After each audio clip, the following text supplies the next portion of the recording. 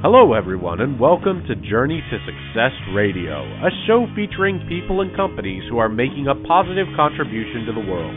This show will help you learn how to apply success principles in every area of your life so that you can make the most out of your skills and talents and accomplish more of your goals. To find out more about the show, please visit www.journeytosuccessradio.com.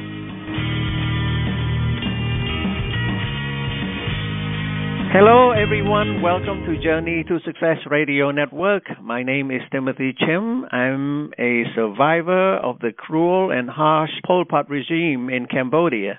This year is the 40th year of my new life after escaping from Pol Pot's death row in May 1975. I am an Allstate agency owner in Nanuet, Rockland County, New York since 1987. You can reach me at 845-624-2500 for your insurances and financial products need in New York, or you can go to www.allstateagencies.com/021070. Our very special guest for today's show is Stephanie Barenz. Welcome to Journey to Success Radio, Stephanie. Thank you. Thanks for having me. Well, let me tell our listeners a little bit about you.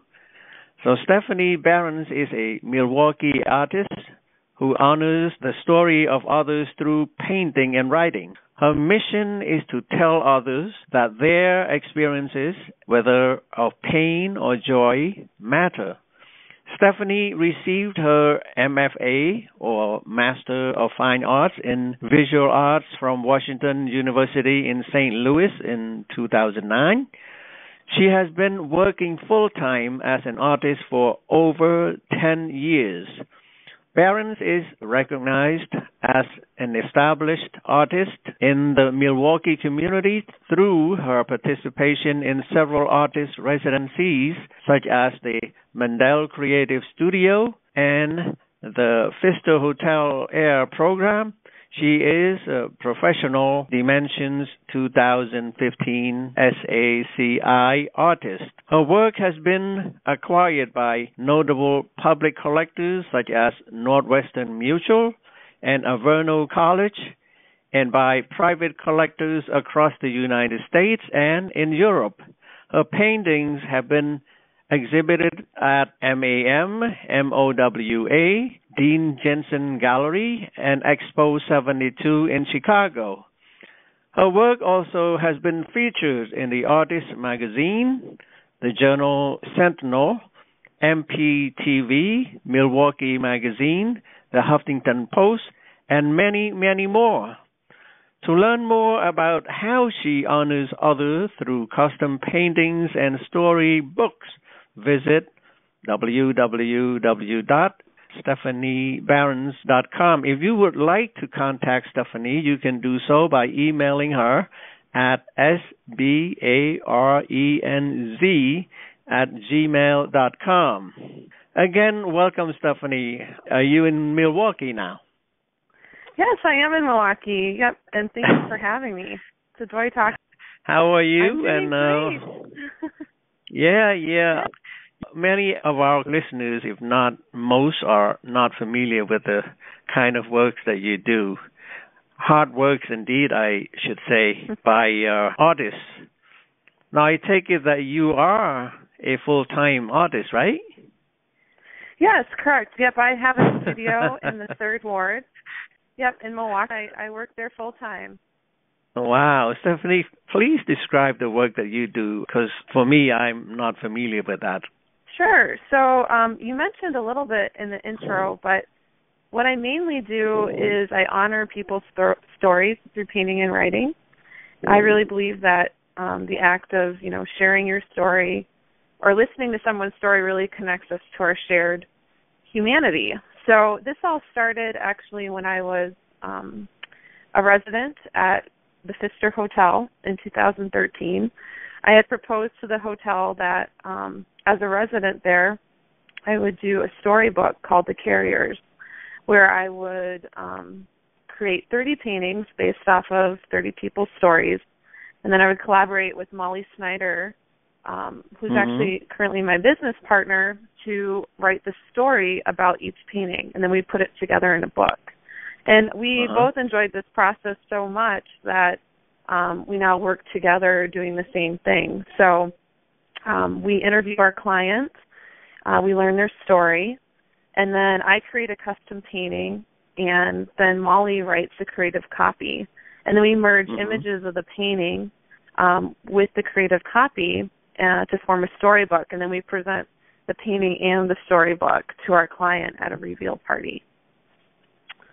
And that is the majority of what I do. And then I also do some like pro bono work too for people like Ronnie Yismet, which I'm sure we'll talk about soon, where I help them memorialize their story as well. Wow, very good. Now, Stephanie, let's talk about the mission of your work, or maybe of your life for that matter. As you may know, that the mission of this radio program, the Journey to Success Radio, is to help people learn how to achieve a successful life, or how to succeed by learning from various successful business leaders and or professionals like you. Now, can you talk about how your mission as an artist came to involve my good friend, my compatriot, and one of the few survivors like myself of Cambodia's atrocity in the 70s, my friend Ronnie Yimset and his story? Yeah, definitely. So, well, I'll first tell you how I met Ronnie, and then tell you how he became part of the storybook that I did. So I actually met him at the Pfister Hotel. Someone saw my work there and said, well, you need to meet Ronnie. He has the most amazing story I've ever heard. And I was like, oh, I would love to meet this man. And so they set up a meeting, and he shared with us his story of, his horrific story, but also his story of healing and his vision for Cambodia. And so I created this painting for him. It's called Suffering is Faith, and that's actually a title of a poem that he wrote. And so the painting, he really wanted it to focus on hope and healing that came after the events that happened in Cambodia. And so that's what I did. And then Molly wrote this story about that journey as well. And, what really fascinated me about Ronnie, there's a couple things. First, I'm very much interested in individuals who need to memorialize their story or somehow feel displaced by an event, whether that's war or poverty or fatherlessness. And so I felt like, Ronnie really had this story of being displaced. But he also had this story of survival and healing, and what's really interesting about his story is that he, instead of leaving Cambodia forever and being bitter about what happened, he wanted to go back and regain that lost place. And he did that through forgiveness and love and a vision for his home. And so he did that through building the Bakong Technical College and creating all these programs for people within that community. And so I really wanted to honor that story for him because it was so unique. And I had never heard of someone going back after such a horrible event to create, this hope and healing in his home. Have you read his book? I've read parts of it, yes. And we sat down with him for about 2 hours, and he told us the whole story. Yeah, so, he really, poured his heart out to us and told us everything. And I was just so grateful to him for doing that because I can't imagine, the amount of vulnerability, it takes to revisit those memories or, revisit those events. Yeah. Yeah, it must be a painful experience indeed for him to go back and do all of those things again. Yeah. Yes, definitely. I've spoken to him many times. He is a remarkable man indeed. And, I do like it very much to honor successful people and the people who have great stories to share their success and their stories so that everyone like you and me can benefit from their advices and from their personal accounts and all. Now, it looks like that you take stories to a different level, and you have chosen to honor them through painting and writing. Why? Well, there's something that happens to a story when you represent it visually, and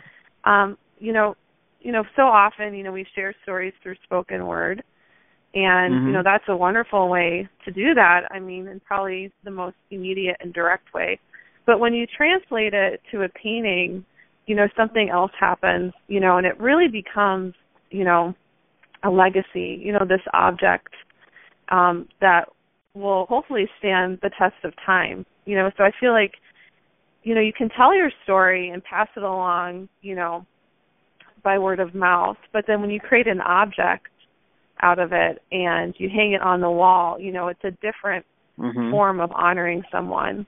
And then taking it to another level where you actually physically write down a story. And the way that Molly Snyder writes the stories, my colleague, she really infuses a lot of creativity into them. And so it kind of has more of a storybook feel to them, where she'll take images from the painting and describe those images and merge them with, the account or the interview from our client. And so when the person first sees the painting, I think, they feel really honored to see that on the wall, but then to have another form in writing to go along with that to explain it further really kind of takes it to another level for them as well. And I think, a lot of our clients or the people we work with are often use these to celebrate like a milestone event. So whether it's a retirement or an anniversary or like an 80th birthday or something like that. So it's often people who have a whole lifetime of experiences to tell, and it's usually family members who want to honor them and preserve their legacy and share it with other generations to come. So which one comes first, writing or painting? Yeah, well, actually, it's unique because when you write a book, usually you write the story first and then you make the illustration. But the way Molly and I work, I actually create the painting first. So we learn their story, we interview them, and then I create the painting. And then after that whole process is done, Molly comes in and writes the story. And then we put it in. So actually you listen to this, actually you listen to the story at the same time, right? Or does it matter? Yep. No? Yeah, well, yeah. So it's very important that we listen to their story first and we interview them. But then after we gather all that information, then I create the painting.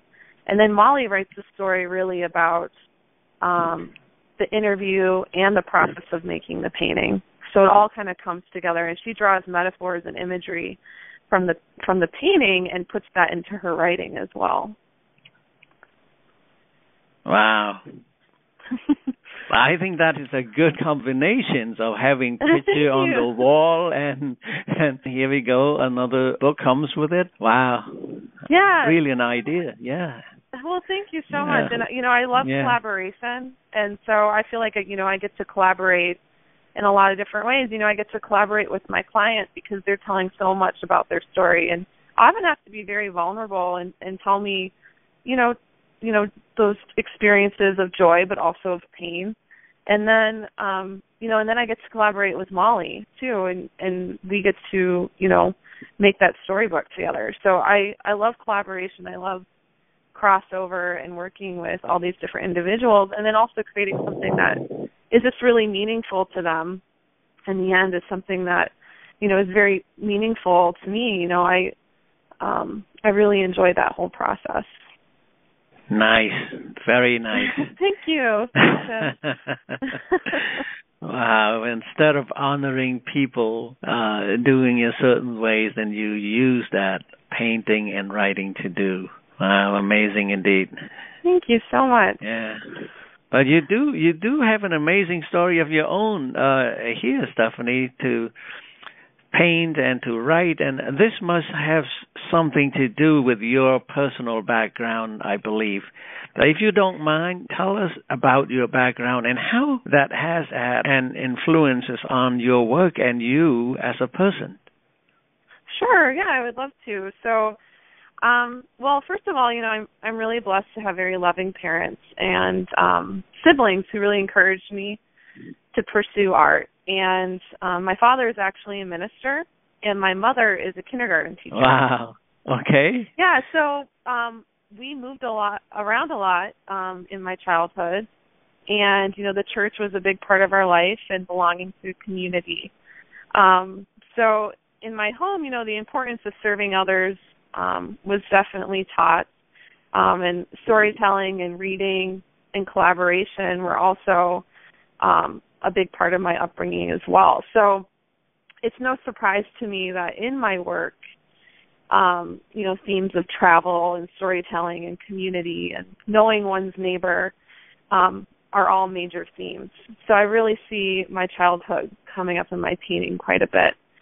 And then moving into my 20s, so I moved around a lot. I actually moved every year for 10 years and was really a nomad, and that had a lot to do because of different residencies I was doing and my schooling too. So as you mentioned before, I got my MFA in St. Louis.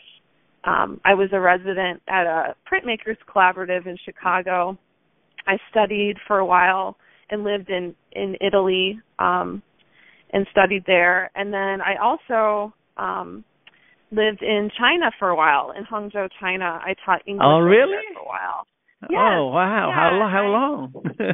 I only taught there for a year, but it was a great year because I met my husband over there. And okay. All right. Congratulations. So, yeah, thank you. Yeah.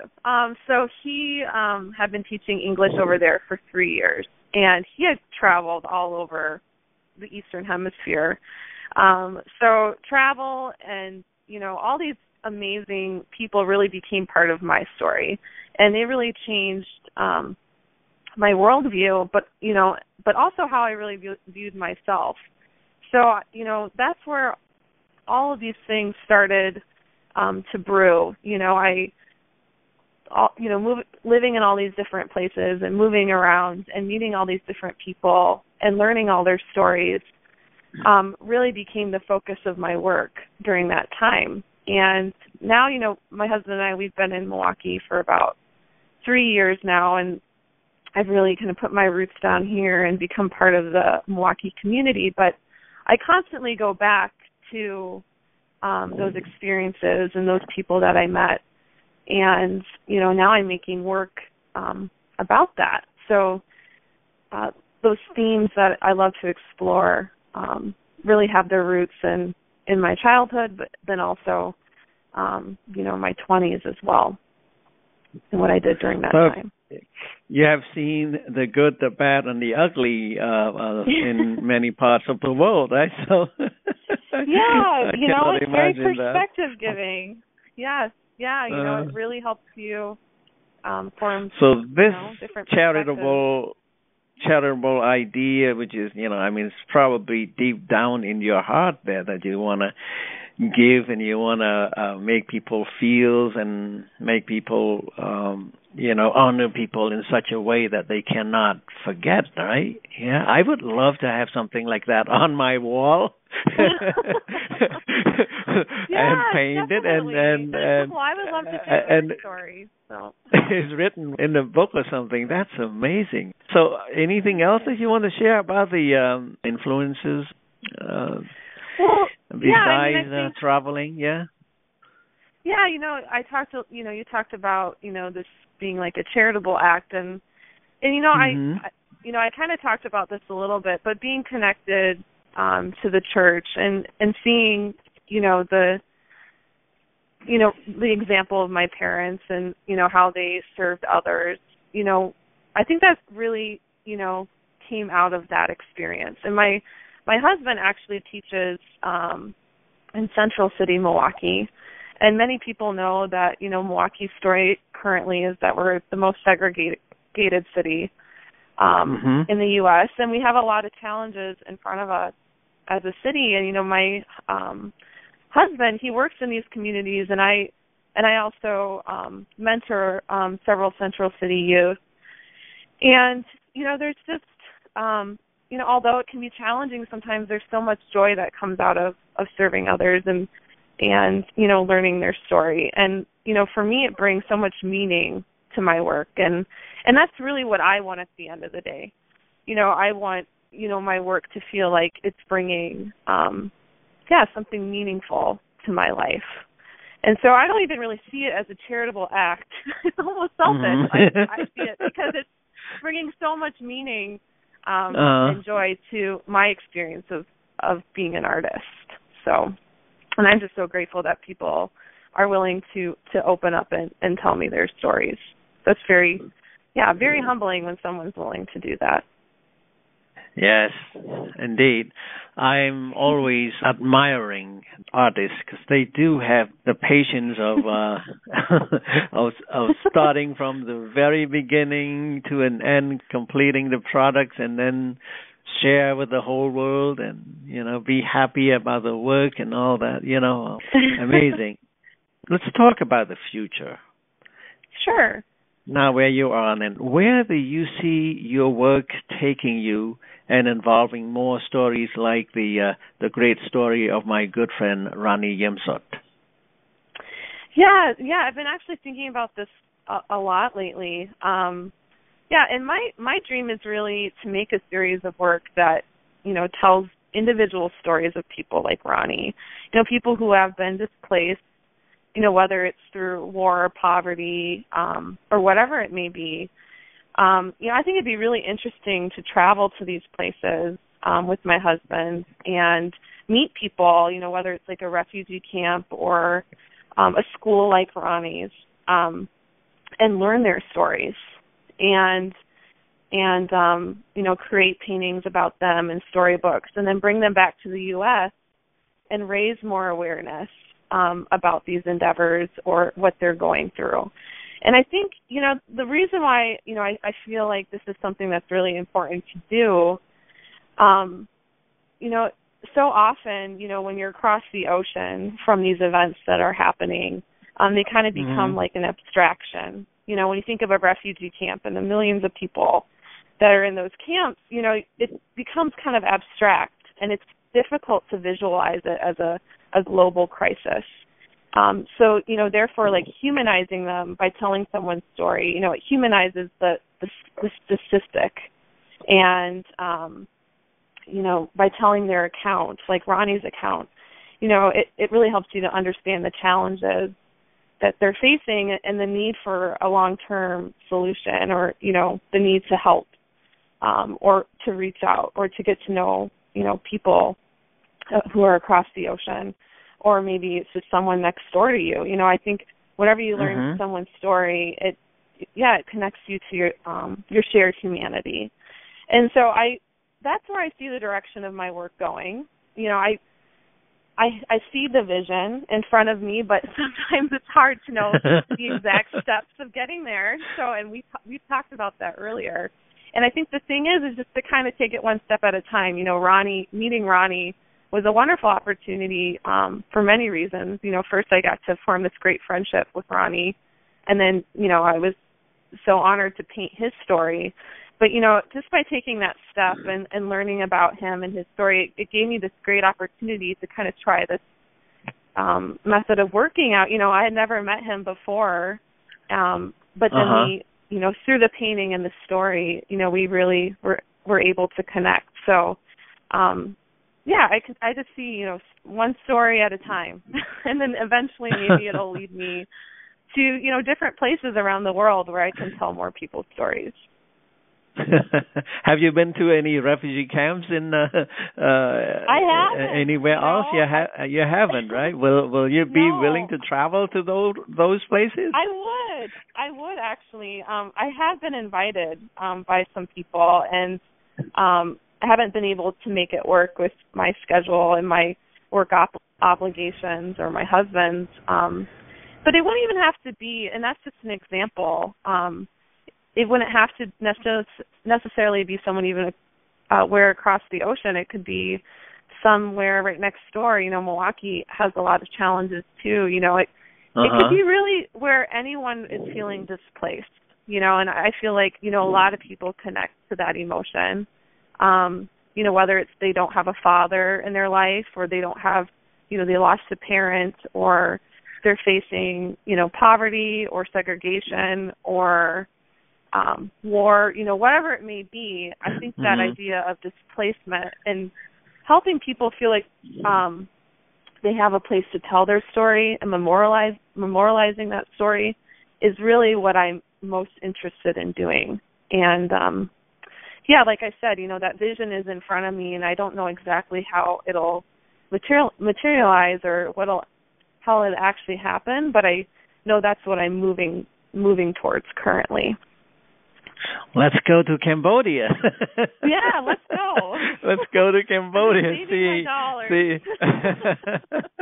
I would love that. And Ronnie has invited me. Yeah.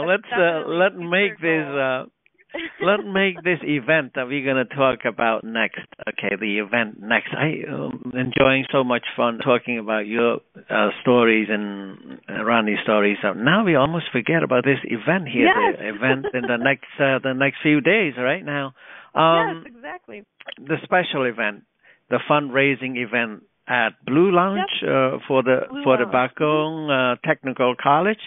And I wish I could be there to help you out, raising fund and all that. But can you talk more about this event, and then tell our listeners how they can help? Yeah, definitely. So, we're doing an event at the Blue Lounge, which is on the 23rd floor of the Sister Hotel. So it's this beautiful lounge, has windows all around, so you can see the entire skyline of Milwaukee. And it overlooks the lake, and it's really You're tempting me. Oh, it's beautiful. It's a beautiful place, and they call it blue because you look out and you can see all the blue of Lake Michigan, and it's just absolutely beautiful. And really the best place in Milwaukee to get a cocktail, in my opinion. And so what we're doing is we're blue tenders, which means Lisa and I are going to be bartending for the evening from 5:30 until 7:30. And all of I was thinking that you were singing blue as well. Oh, no, I won't be singing. I've never heard of that term, blue tending. I'm sorry. Go ahead. So go ahead. No. Yeah, blue tender. It's called blue tender. So we'll be serving drinks from 5:30 to 7:30. And Molly Snyder is also going to be there, the woman who wrote Ronnie's story, and she'll be blue tending as well. And a percentage of all the sales from that time period, from 5:30 to 7:30, and the tips, all the tips that we get will go towards the college in Cambodia. And then wow. Yeah, and then afterwards afterwards we're having a live auction where we'll be auctioning off a framed print of the painting that I did for Ronnie, along with some smaller prints of the painting, and and you're going to have to correct me if I'm saying this wrong, kompot pepper, is that how you say it? The Cambodian pepper. Oh, compote? Compote pepper. Compote pepper. Okay. Yeah, we'll be auctioning off some of that, and a few other items. Pepper, is it real pepper? Yeah. Is it in a jar or well, in a box or bag or what? Yeah, they brought it back from Lisa brought it back from Cambodia when she came over, and Yeah, so it's the rare pepper that they produce over there, and we'll be auctioning off some bags of that. And now this is black pepper well. you're talking about, right? Mm-hmm. Yeah, this is black pepper, right? Yeah, okay. The black pepper. Yep. Yeah, and then the books will be auctioning off are Ronnie's book that he wrote, Facing the Khmer Rouge, and then my book, The Carriers. And then we're going to close the evening. Molly Snyder is actually going to do a live reading of Ronnie's story from our book, The Carriers, and then she's also going to read an article that she wrote about him for onmilwaukee.com. Or for the Fister blog, rather, when she was the narrator here. So we'll learn a little bit more about Ronnie's story that evening, too. So all of that money from the live auction and from the bartending will go towards Ronnie's school in Cambodia. Very nice, very nice. Ronnie is probably asleep, talking now as we as we speak here. Yeah. Unfortunately, he can't come because he's over in Cambodia right now, but we wish he could come. Yeah, so he'll be back. That's I think very nice. in mid-June. Yeah. We're really excited about it. Thank you. How many people you expected to come? How did you advertise for that? Well, I put it out to several of my networks, and so did Lisa, and so did Molly. So, we're not quite sure. I hope it's a lot. I mean, we put it out to a couple thousand people, and the Fister Hotel has also advertised it as well. So, maybe we'll get 100, or maybe we'll get 200. Hopefully it'll be even more than that. So we'll just see what happens. Very big place, a nice place, so people will want to be there, though. Yes, it's always packed there. People love it. Really is one of the most popular spots in Milwaukee. It just has a beautiful view and great service and great atmosphere. And so it's usually packed, even if there is an event. There's always people in that lounge. So I'll probably get to tell Ronnie's story to a lot of people who wouldn't have normally known it. So that'll be great. It'll be great exposure. Nice. Like I told you, that Ronnie is probably have a very good dream so far. Nice. Yeah, we need all the funds and all the help that you guys can do to help that school there. It's been there. It's kind of very frustrated for us. It hasn't been finished sooner, Sure. Yeah, you've really faced a lot of hurdles with building the school, and we really hope that the doors can open soon. So that would be wonderful if this could help that process along a little bit faster. Well, knowing Ronnie, he will not allow any obstacles or anything to stand in his way. So I'm pretty sure that this school is gonna open soon, and with the help from people like you and Molly and all. And I don't know how to thank you enough.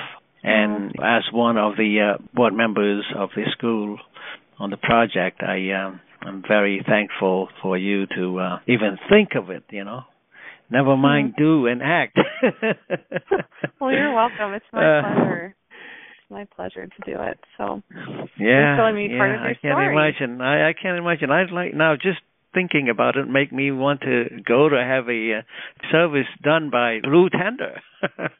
Yes. Stephanie Barenz and Molly Snyder. Very good, very good. Yeah, well, we would love it if you could come, but we totally understand there's quite a few miles between New York City and Milwaukee, so. Walking? It'd probably take me a while. No, I said in Milwaukee. But yeah, if you walked, it would take you a while. I got used to it. Remember, we did that. Ronnie did that. Well, yeah. From Cambodia to Thailand and all. Yeah. Yeah. Oh, my goodness. Yes. Yes. Yes, and yeah, I don't know what to say. I'm really speechless about the function that you guys are putting there. And thank you. tell our listeners a little bit again. I read a little bit about how they contact you, how they should contact you about this event and or about your business. How can they do that? Sure. So there's a couple different ways. Well, you mentioned my website before. You can contact me through that, and that's www.stephaniebarenz, which is spelled BARENZ.com. And then they could email me at sbarenz@gmail.com. Or you could call me. My number is 920-251-3360. So there's 3 different ways they could get a hold of me. If they're in the Milwaukee area, my studio storefront is located in the 3rd Ward on Milwaukee and Menominee. The address is 419 East Menominee. And they can make an appointment with me to meet me there and see my work or talk more about what I'm doing at for Ronnie's event at the Blue Lounge. So, yeah, any of those forms will work great to get a hold of me. Is there anything else you want to say for your last words here? Well, let me think. I guess I want to say thank you to you and Ronnie for sharing your story with me, and for just letting me be part of this with you guys. It's just been, like I said earlier, just really humbling, and it's just been an amazing experience painting Ronnie's story and writing his story, and then talking with you on the phone yesterday about everything you went through. It's just very inspiring and gives you a lot of perspective too. It's helped me to look at my life in a different way, and so I just want to say thank you for that, and also for having me on this radio program. It's just been an honor to talk with you today. Thank you very much. What a kind-hearted, thoughtful, generous person you are, Stephanie. On behalf of our host here at Journey to Success Radio Network, and on behalf of the Bagong Technical College Board members, as well as its founding member, Ronnie Jimsut, and his team, I would like to thank you. Thank you very much, and I wish you have a great and successful event coming in the next 3 days. I think 3 days, right? 3 or 4 days, actually. June 11th. Yeah. And for our listeners, don't forget to learn more about how Stephanie honors others through custom paintings and storybooks. Please visit her site, www. There are 3 W's there, StephanieBarenz.com. And if you would like to contact her, you can do so by emailing her at sbarenz@gmail.com. And that's all the time we have for today. And to our listeners, please contact us to share your great stories. Let's share, let's give. The more you give, like Stephanie, the more you get. Don't forget, your story counts. Tell it to the world. I am Timothy Chhim saying goodbye, and bye-bye to Stephanie as well. Bye, Stephanie. Bye. Bye. Bye-bye. Thank you for listening to this episode of Journey to Success Radio. If you or anyone you know would like to be interviewed for the show, email Tom at tom2tall.com for details.